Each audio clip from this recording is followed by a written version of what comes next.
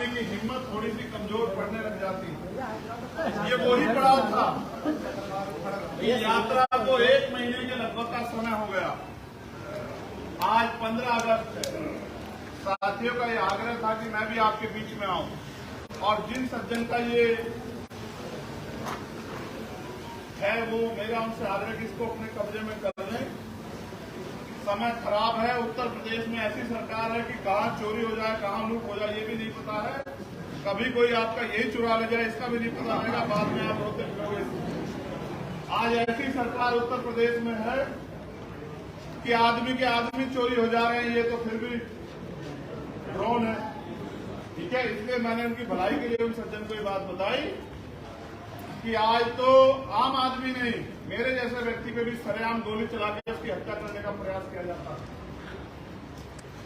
घर से निकला हुआ कोई भी शख्स सुरक्षित वापस आ जाएगा, इस बात की गारंटी आज उत्तर प्रदेश में नहीं।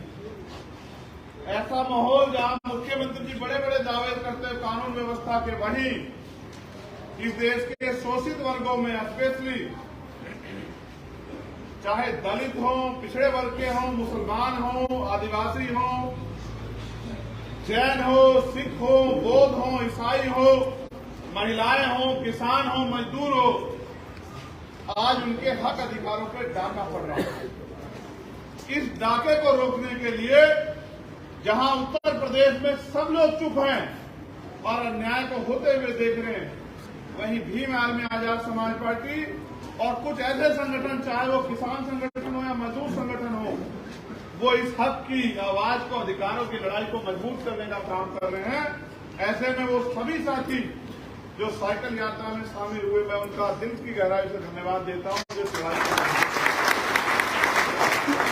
और अगर 24 घंटे की कॉल पे इतने सारे लोग इकट्ठे हो जाते हैं और इतनी बड़ी साइकिल यात्रा निकलती है, तो वो तमाम साथी जो यहाँ मंडल के हैं, जिले के हैं, प्रदेश कमेटी के हैं, सेक्टर कमेटी के हैं, विधानसभा कमेटी के हैं या बूथ कमेटी के हैं, वो सब लोग बधाई के पात्र हैं। उन सब के लिए तालियां जो है बजानी। लेकिन क्या हमारी लड़ाई पूरी हो गई? क्या हम लोग अपनी लड़ाई जीत गए? अभी तो लड़ाई शुरू भी नहीं हुई। हमें थोड़ी सी समझदारी दिखा के अपने काम को मजबूत करना। हमारे बीच हमारे बहुत सम्मानित जावेद भाई, इजाज भाई, जावेद अख्तर जी, जो देहरादून से मेरे पुराने साथी, वो भी आगे, मैं उनसे भी आग्रह करूंगा कि वो भी यहाँ जाए। मेरा ऐसा मानना है कि हम परिवार के रूप में इस अन्याय का जवाब भी देंगे और अपनी ताकत बना के यहाँ के लोगों के लिए काम करने में भी सफल होंगे, ऐसा भी मेरा मानना है। मैंने देखा कि पसीना चल रहा था, सूर्य आपकी परीक्षा ले रहा था। रास्तों का क्या कहना, सड़क में गड्ढे हैं या गड्ढों में सड़क है, कुछ कह नहीं सकते। फिर भी मैंने ऐसे बहादुर साथी देखे, ना मोटरसाइकिल पे बैठे, ना गाड़ी में बैठे, ना साइकिल पे बैठे, वो लगातार दौड़ते रहे। मैं ऐसे साथियों के हौसले को और मजबूत करता हूं, उनसे ये आग्रह करता हूं कि जब तक आपके पास राजनीतिक शक्ति नहीं आएगी, आपको ऐसे ही दौड़ना पड़ेगा। और जिस दिन आपके पास राजनीतिक शक्ति आ जाएगी, उस दिन के बाद आपको कहीं दौड़ना नहीं पड़ेगा। जहां जो आपका काम कर सकता है, वो दौड़ के आपके घर आके बताएगा या अपने ऑफिस में आपका बैठ के इंतजार करेगा कि बताइए आपकी समस्या क्या है। मेरे लिए आपका काम, आपका प्यार, ये सबसे बड़ा है।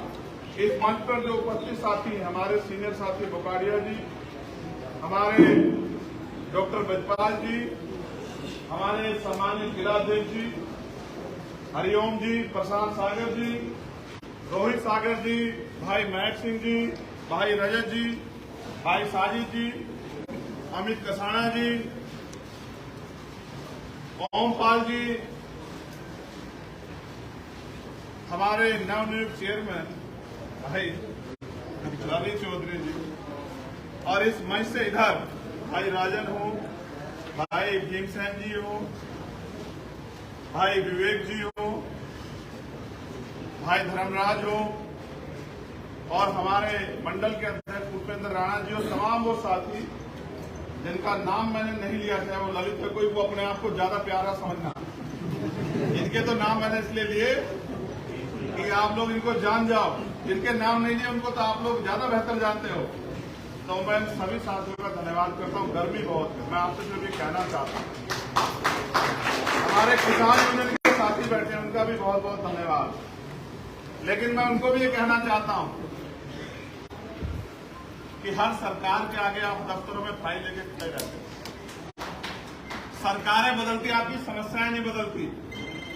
आपको अपनी समस्या का पूर्ण अगर हल चाहिए तो अब किसान बन के आगे के समय में वोट करना, ना जाति पे करना, ना धर्म पे करना, ना किसी और चीज पे करना, किसान बन के वोट करना, आपकी समस्या हल हो जाएगी। मेरा आपसे वादा।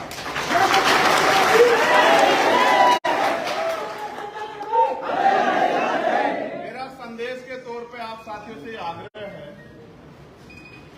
कि जो पंपलेट अभी आपको यहाँ दिया गया है, उस पंपलेट को आप खुद भी पढ़ें और उस पंपलेट को लेके गांव बस्तियों में भी जाएं।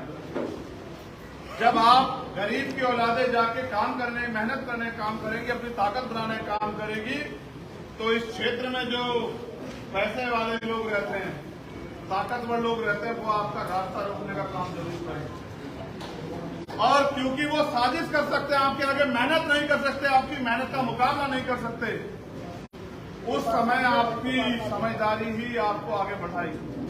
इसलिए अपने लक्ष्य को ध्यान में रखते हुए, जैसे आज हमारा लक्ष्य यहाँ पहुंचना था, उस रास्ते में कितनी परेशानियां आई, उनको हमने नजरअंदाज किया और हम लगातार बढ़ते रहे। ऐसे अपने लक्ष्य को ध्यान में रख के अपने अपने क्षेत्रों में जब आपके यहाँ ये सामाजिक परिवर्तन यात्रा, साइकिल यात्रा आए, तो बढ़ चढ़ के उसमें हिस्सा लें और अपनी पार्टी के एजेंडे को, अपनी पार्टी की पॉलिसी को, अपनी पार्टी के जो लक्ष्य है कि अगर हमें अवसर मिलता है तो हम किसानों के लिए क्या करेंगे। जैसे हमने मांग की थी दिल्ली में कि प्रधानमंत्री जी 6,000 रुपए किसान सम्मान निधि देते हैं, हम मांग करते हैं कि 24,000 रुपए किसान सम्मान निधि किसानों को दी जाए।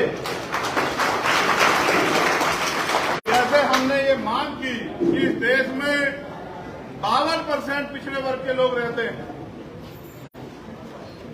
जिनकी आबादी 52% से ज्यादा है, उनकी हिस्सेदारी 27% नहीं हो सकती है। इसलिए हमने मांग की कि जिसकी इतनी संख्या भारी उसकी उतनी हिस्सेदारी।